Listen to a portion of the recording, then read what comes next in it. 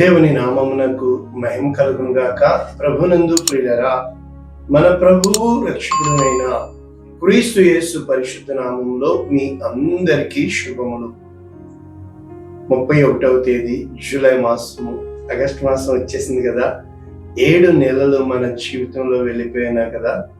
ఈరోజు దేవుడు నిన్ను ప్రేమించి నీకు ఇస్తున్న అద్భుతమైన వాగ్దానము, నీవు నా పెద్ద కుమారుడవు, నా శక్తి, నా బలము యొక్క ప్రథమ ఫలము, నా ప్రథమ ఫలము. ఇది వాగ్దానం. అయితే ఈ వాగ్దానం ఎవరితో చెప్పబడుతుంది? ఆదికాండము 49వ అధ్యాయము 3వ వచనం. యాకోబు చెప్తున్నాడు రూబేనుతో, రూబేను, నీవు నా పెద్ద కుమారుడు, నా శక్తి, నా బలము యొక్క ప్రథమ ఫలము, ఔన్నత్యాతిశయము, బలాతిశయము నీవే. అంటే ఎప్పుడు కూడా మొదటి బిడ్డకి ఎన్నో జరుగుతాయి కదా. నిజంగా ఆలోచిస్తే మళ్ళా రూబేను, నీవు నా పెద్ద కుమారుడు, నా శక్తి, నా బలము యొక్క ప్రథమ ఫలము. 2 సంవత్సరాలు ఆలస్యమైందనుకోండి పిల్లలు పుట్టడం, డాక్టర్ దగ్గరికి వెళ్ళి ఎంత సిగ్గుగా ఉంటుంది కదా. చూసారా, ఫస్ట్ బోర్న్ అంటే నీ పురుషత్వము యొక్క, నీ స్త్రీతత్వం యొక్క ద ఫస్ట్ బోర్న్, అంత గొప్ప ఖ్యాతి, పేరు. మరి బైబిల్ ఈ లోకం కూడా చెప్తుంది, పెద్దవానికి జ్యేష్ఠ హక్కు కదా. ఈరోజు మనం నేర్చుకోబోతున్నాం. మళ్ళా రూబేను, నీవు నా పెద్ద కుమారుడవు, నా శక్తి, నా బలం యొక్క ప్రథమ ఫలం, first fruits, first born. Okay, ఔన్నత్యాతిశయము, బలాతిశయము నీవే. కానీ ఇక్కడ ఏం నీళ్ళ వల్లే చంచుడవై నీవు అతిశయము పొందవు, మంచము మీదకి ఎక్కితివి కనుక కొట్టివేయబడ్డాడు. మనము ఈ వచనము నేర్చుకుంటూ ఇంగ్లీష్లో new international version, Genesis chapter 49 verses 3. Reuben, you are my firstborn. రూబేను, నీవు నా ప్రథమ కుమారుడివి, మొట్టమొదటి కుమారుడివి. మై మైట్, నా బలము. The first sign of my strength, నా యవ్వనత్వానికి, మగసిరికి మొదటి కుమారుడవు నీవు. Excelling in honour, excelling in power. అంటే అటు అన్ని విషయాల్లో ఈ లోకపరంగా మొట్టమొదటి కుమారుడికి కదా హానర్ మరియు పవర్. అంటే ఇటు కుటుంబ పరంగా చూసినా, అటు లోక పరంగా చూసినా, దేనిలో చూసినా కూడా మొట్టమొదట కుమారుడికి ఆ విధమైన కార్యములు ఇవ్వబడి ఉన్నాయి. అయితే ఈ రూబేను కొరకు మనం నేర్చుకోబోతున్నాం కనుక ఈరోజు ఎన్నో డౌట్స్ కి ఆన్సర్స్ మనకి దొరుకుతాయి.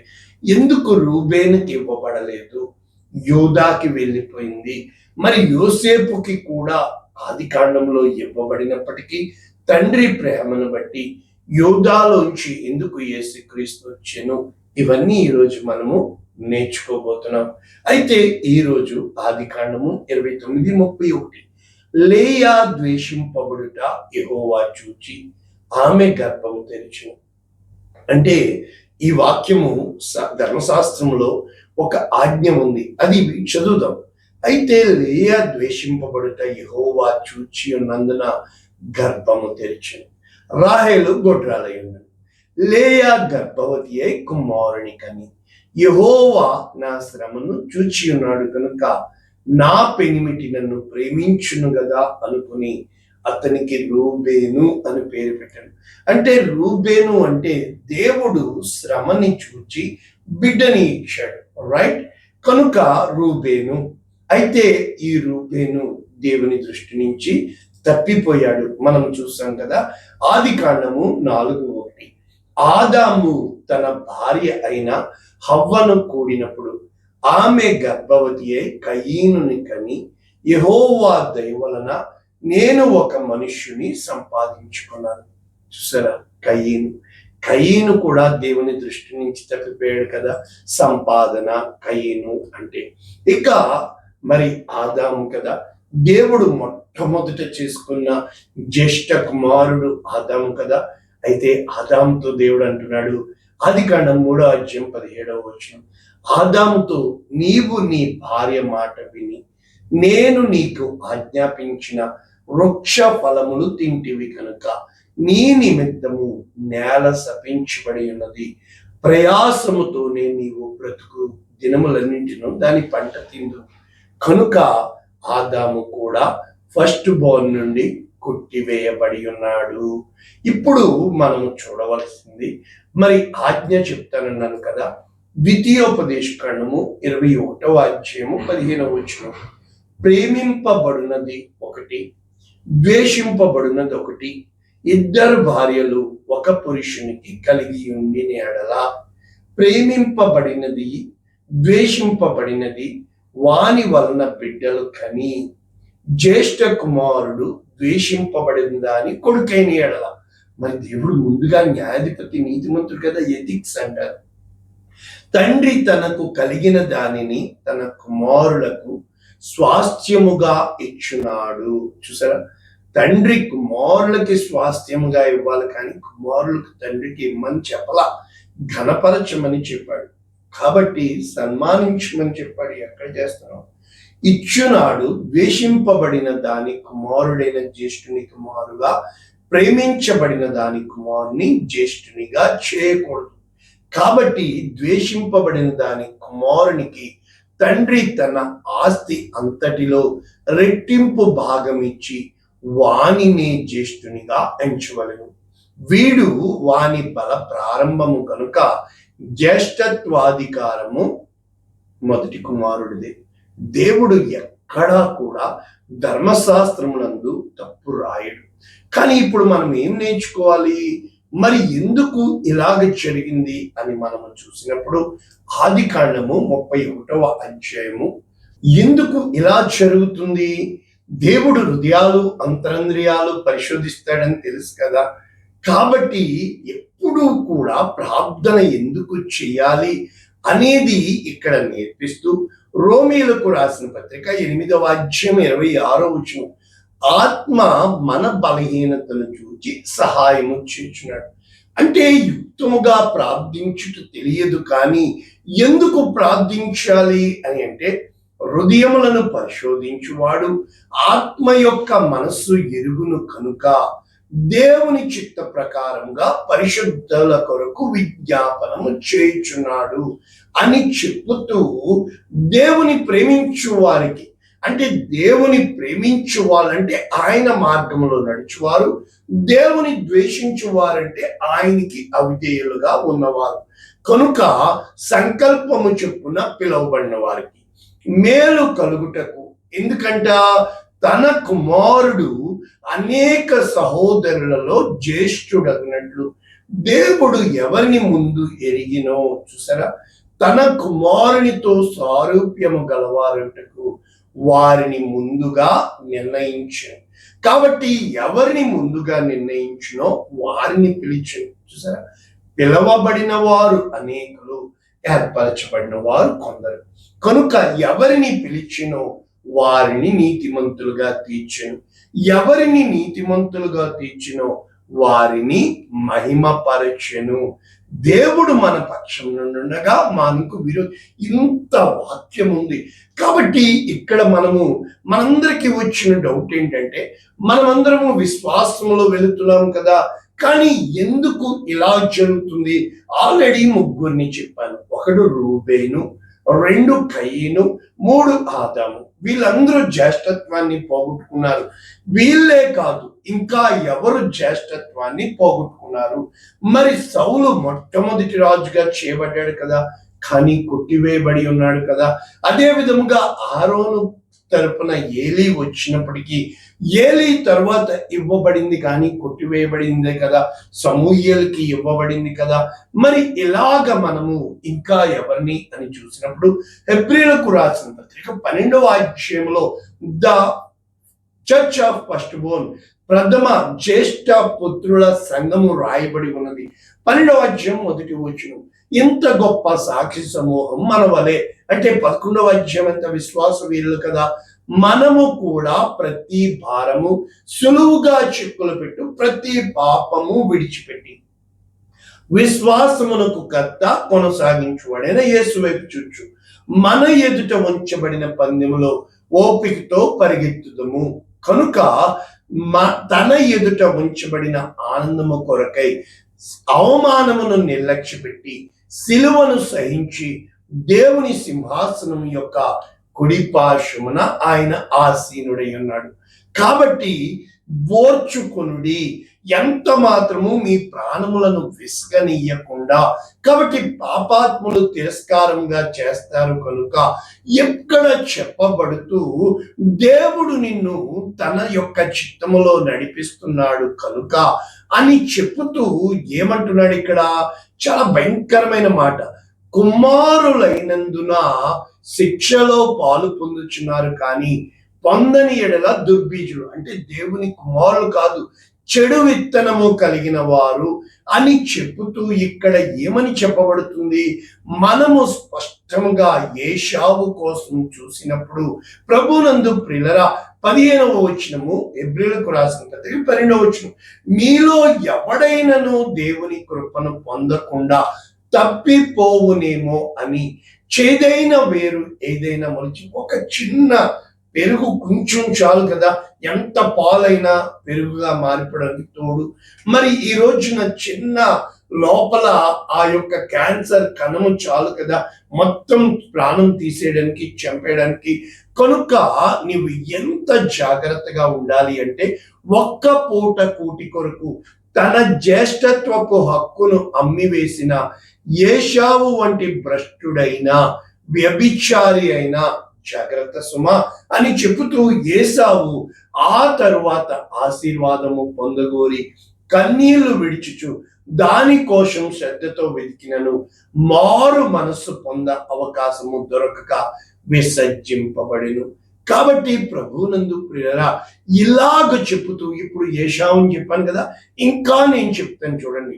అయితే యాకోబు ఎలా పొందుకున్నాడు అది కూడా నేను చెప్తాను. ఇక్కడ ఏమని చెప్పబడుతుంది? 22వ వచనము, హెబ్రీయులకు రాసిన పత్రిక 12వ అధ్యాయం.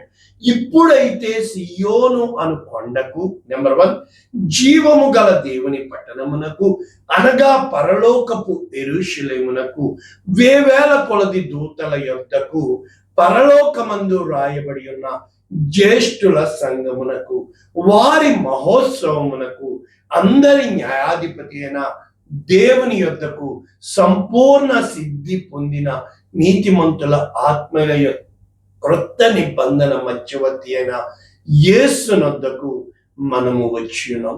కాబట్టి ఇదంతా వాక్యమే. కారణం ఏంటంటే, ఇంతకీ ఎవరు ఈ యొక్క ప్రథమ పుత్రుడు? మరి మోషే వెళ్ళి ఫరోతో చెప్పుతూ, నిర్గమకాండము 4వ అధ్యాయం 22వ వచనం, అప్పుడు నీవు ఫరోతో, ఇశ్రాయేలు నా కుమారుడు, నా జ్యేష్ఠ పుత్రుడు కనుక నన్ను సేవించినట్లు నా కుమారుని పోనిమ్మని నీకు ఆజ్ఞాపించున్నాను. వాని పంపనొల్లని ఎల్ల ఇదిగో నేను నీ కుమారుని, నీ జ్యేష్ఠపుత్రుని చంపెదనని.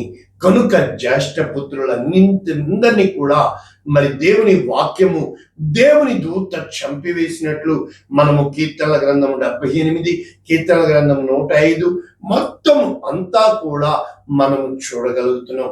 కనుక ఇది ఇటుపక్కన నేర్చుకున్నాం.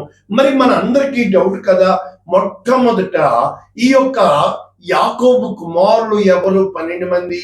దినవృత్తాంతములు 1వ గ్రంథము 2వ అధ్యాయం 1వ వచనం, ఇశ్రాయేలు కుమారుడు రూబేను, షిమ్యోను, లేవి, యూదా, ఇస్సాకారు, మళ్ళా జబూలూను. ఏమంటున్నాడు ఇక్కడ? ఇంకా మనం చూసినప్పుడు దాను, యోసేపు, బెన్యామీను, నఫ్తాలి, గాదు, ఆషేర్ 12 మంది. కాబట్టి ప్రభునందు ప్రియరా, అయితే మొదటి దినవృత్తాంతములు మనం చూసినప్పుడు 5వ అధ్యాయము 1వ వచనం, ఇశ్రాయేలునకు తొలిచూలి కుమారుడైన రూబేను కుమారుల వివరములు ఇక్కడ రాయబడి ఉన్నవి. ఇతడు జ్యేష్ఠుడై ఉండెను, కానీ తన తండ్రి పరుపును తాను అంటుపరచినందున అతని జన్మ స్వాతంత్ర్యం, అతని జన్మ తరహా వచ్చింది. మరి మోషే అహరోన్లో చూస్తే జన్మతః అంటే దేవుని చిత్తాను ప్రకారము అహరోనికి వెళ్ళాలి, కానీ మోషేను అధిపతిగా. మరి యాకోబు యోసేపు కుమారులు మనము చూసినప్పుడు మనష్షే ఎఫ్రాయిం చిన్నవాడు, కానీ ఎఫ్రాయిముకి జ్యేష్ఠత్వాన్ని ఇచ్చినట్లు మరి ఏశావు యాకోబుల్లో యాకోబు ఎలా పొందుకున్నాడో ఇప్పుడు నేర్పిస్తాడు. ఇశ్రాయేలు కుమారుడైన యోసేపు కుమారులకు ఇవ్వబడెను, అయితే జ్యేష్ఠుడిగా దాఖలు చేయబడలేదు. ఎవరికి వెళ్ళిపోయిందంటే యోదా తన సహోదరుల కంటే హెచ్చిన వాడైను, అతని నుండి ప్రముఖుడు బయలుదేవెళ్ళను. అయినను జన్మ స్వాతంత్ర్యము యోసేపుది. రాహేలుని బట్టి యోసేపుకి వెళ్ళింది, కానీ యోదా జ్యేష్ఠుడిగా. అంటే మనము ఇప్పుడు ఆ జ్యేష్ఠ కుమారుడు ఎవరు, మరి యాకోబు ఎలా సంపాదించుకున్నాడు? హోషేయ గ్రంథము 12వ అధ్యాయములో మనము మొదటి వచనం, ఎఫ్రాయిము గాలిని మేయిచున్నాడు అని చెప్పుతూ 3వ వచనం నుంచి, తల్లి గర్భమందు యాకోబు తన సహోదరుని మడిమెను పట్టుకునేను, మగ సిరి గలవాడే అతడు దేవునితో పోరాడెను. అతడు దూతతో పోరాడి జయము పొంది కన్నీరు విడిచి బతిమిలాడెను. బేతేలులో ఆయన అతనికి ప్రత్యక్షమాయెను. కనుక నీవు నీ దేవుని తట్టు తిరగవలెను, కనికరము న్యాయము అనుసరించి ఎడతెగక నీ దేవుని యందు నంబిక ఉంచాలి. ఎప్పుడైతే నీవు ఈ విధముగా ఉంటావో, కారణము ఏమిటి? మనందరికీ తెలిసిన వాక్యము. ఇక్కడ మనము నేర్చుకునే ముందు ఈ యొక్క దినవృత్తాంతముల గ్రంథము మొదటి గ్రంథము 26:10, మెరారీయులలో హోసా అను వానికి కలిగిన కుమారులు ఎవరనగా జ్యేష్ఠుడు షిమి. కానీ వీడు జ్యేష్ఠుడు కాకపోయినను వాని తండ్రి వాణ్ణి జ్యేష్ఠ భాగస్థునిగా చేసెను. కాబట్టి ప్రభునందు ప్రియులరా, మెరారీయులలో కూడా షిమిని జ్యేష్ఠునిగా వాని తండ్రి చేసి ఉన్నాడు. మరి మనకి ఇప్పటి వరకు నేర్చుకున్నాం, మనష్షే ఎఫ్రాయిములో ఎఫ్రాయిముని జ్యేష్ఠుడిగా, ఏశావు యాకోబులలో యాకోబుని జ్యేష్ఠునిగా, మోషే అహరోన్లో మోషేని జ్యేష్ఠునిగా. ఈరోజు నీవు నీ ఇంటి వారిలో మరి ఎవరివైనా కూడా యెఫ్తాని కూడా జ్యేష్ఠునిగా దేవుడు చేసినట్లు. అంటే జ్యేష్ఠుడు అంటే ప్రకటన గ్రంథము 1వ అధ్యాయము 5వ వచనం నుంచి మనం చూసినప్పుడు నమ్మకమైన సాక్షి, మృతులలో నుండి ఆది సంభూతుడిగా లేచినవాడు. అంటే the first Born from the dead. అంటే మొట్టమొదటగా దేవుని యందు ఆ మృతము మరణాన్ని తీసుకుని వచ్చిన ఆ యొక్క ఆదాము నుంచి మనము ఈ యొక్క ప్రకటన గ్రంథం 1వ అధ్యాయం 4వ వచనం నుంచి ఏషియాలో ఉన్న 7 సంఘములకు శుభమని చెప్పి రాయినది. మొదటి సంఘం ఏది? ఎఫెసు.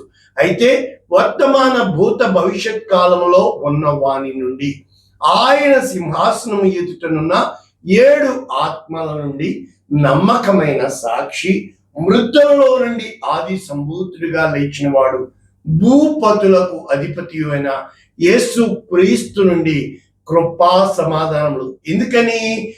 ఆయన మనలను ప్రేమించుచు తన రక్తము, అంటే ఆదాము పాపము చేయడం వల్ల ప్రాణము పోగొట్టుకోవడానికి కారణమైన రక్తమును, కయీను చిందించిన హేబెలు రక్తమును, నీతిమంతుల ప్రవక్తల రక్తమును, ఈ రోజున యేసు క్రీస్తు రక్తము భూమిని తాకి శుద్ధి చేసినందున, అంటే పాపముల నుండి మనల్ని విడిపించిన వానికి మహిమ ప్రభావము యుగ యుగములు కలుగును గాక. ఆమేన్. కారణం ఏంటో తెలుసా? ఆయన మనలను తన తండ్రి యగు దేవునికి ఒక రాజ్యముగా యాజకులుగా చేసెను. ఆయన మేఘారుడై వచ్చుచున్నాడు. అల్ఫా ఆయనే, ఒమేగా ఆయనే, ఆది ఆయనే, అంతము ఆయనే, సర్వము ఆయనే. ఆయన యేసు క్రీస్తు. కనుక యేసు క్రీస్తు నందు ఉన్నవారు మృతులైనను వారు తిరిగి జీవిస్తారు. కారణము యేసు క్రీస్తు కృపా సమాధానముల్ని ఇచ్చువాడిగా ఉన్నాడు. కారణము యేసు క్రీస్తు తండ్రి యొక్క రాజ్యమునకు, అనగా చీకటిలో ఉన్న మనల్ని ఆశ్చర్యకరమైన తన వెలుగులోనికి పిలిచిన వాని గుణాతిశయములను ప్రచురించుటకు ఏర్పరచబడిన వంశము, రాజులైన యాజక సమూహము, పరిశుద్ధమైన జనము, దేవుని సొత్తైన ప్రజలుగా నిన్ను నన్ను చేసి ఉన్నాడు కనుక చిన్న చిన్న విషయాల కోసం తొందరపాటు, చిన్న చిన్న విషయాల్లో సులువుగా చిక్కులు పెట్టే పాపము, చిన్న చిన్న విషయాలలో మనలో ఉన్న ఫాలెన్ నేచర్ని మనము అధిగమించిన వారమై విశ్వాసమునకు కర్త, దాన్ని కొనసాగించువాడైన యేసు వైపు చూచుటకు దేవుడు మనకి అందరికీ కృపా సమాధానములు అనుగ్రహించునుగాక. ఆమేన్. ప్రార్థన చేసుకుందాం. పరిశుద్ధుడా, ప్రేమ కలిగిన తండ్రి, నీ రక్షణ బయలుదేరుటకు సిద్ధముగా ఉన్నది తండ్రి.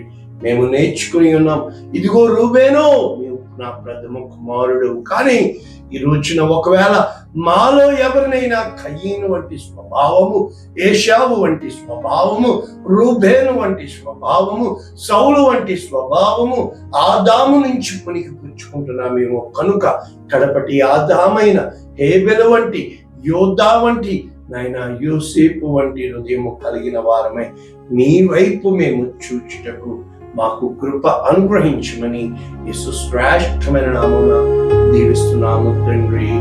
Amen. God bless you all. దేవుడు మిమ్మల్ని దీవించుగాక. ఆమేన్.